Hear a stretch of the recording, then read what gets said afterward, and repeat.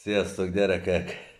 A Facebookon találkoztam egy jól hangzó mondással, vehetjük úgy, hogy kis bölcsességgel, ami így szól: az emberekkel kétféleképpen beszélhetsz, őszintén, vagy az ő szintjén. Nagyon jó pofa, egybetű csak az eltérés a kettő között, és mégis milyen nagy a különbség.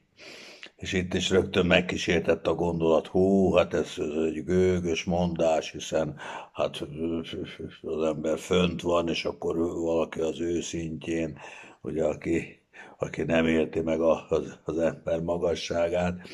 Hát nem csak erről van szó, és az sem ördögtől való, hogy valakivel az őszintjén beszélünk. Ugye a 3 éves kisgyerek megkérdezi, hogy hogyan születik a gyerek. Hát nem mindenki vág neki, hogy azt teljes részletében valósághűen elmondja, hanem elmondják azt a történetet neki, hogy a gólya hozza a kis testvért, pedig ha egy kicsit gondolkodik a gyerek, akkor megkérdezi, hogy hát a csőrével hogyan tud csomót kötni a pelenkára, de hát lehet, mondom őszintén, és lehet az őszintjén. A Jóisten is egyébként a mi hasonlatként gyermeki fejletlenségünk szintjén beszél hozzánk mindig.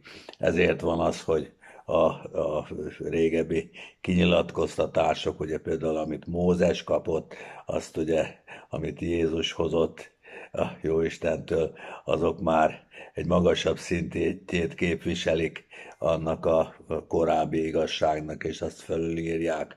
A szeretet törvénye a szemet szemért, fogad fogért törvénnyel szemben.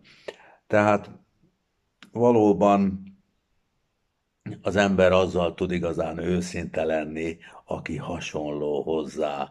Ugye a latin azt mondja, similis simile gaudet, hasonló hasonlót dicséri, azért, mert a hasonlóban az ember önmagát látja, és hát önmagával az ember legalább legyen őszinte, bár az is egy nagyon jó kis téma, hogy a legnagyobbakat az ember önmagának hazudja, nem is másnak.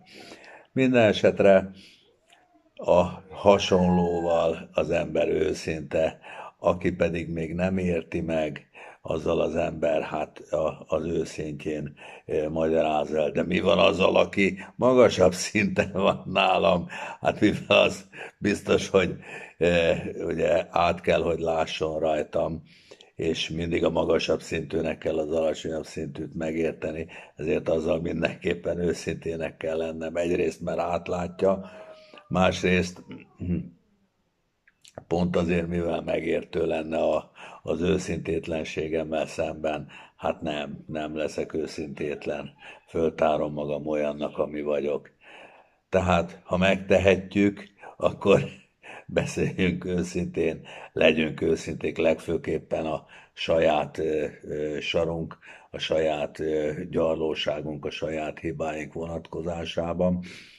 Hogyha általános ismereteket akarunk átadni valakinek, és arra pedig még úgy érezzük, hogy nem érett, hát akkor az őszintjén beszéljünk. Sziasztok gyerekek! Hello.